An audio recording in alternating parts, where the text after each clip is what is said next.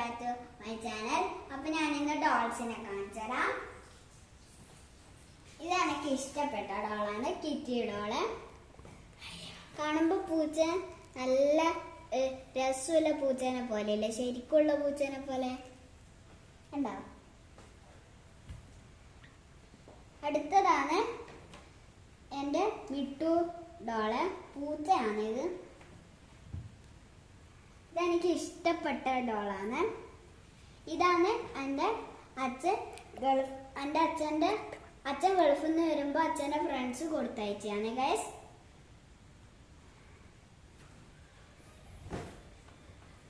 അപ്പൊ ഇതാണ് ഈ മുഖം കാണുമ്പോൾ എന്ത് മൃഗത്തിൻ്റെ ആണെന്ന് ആടെ കമന്റ് ചെയ്യണേ. നിങ്ങൾക്കപ്പോൾ ഒരു സർപ്രൈസ് ഉണ്ട്, കാണിച്ചുതരാം. ഇതെന്നാണ്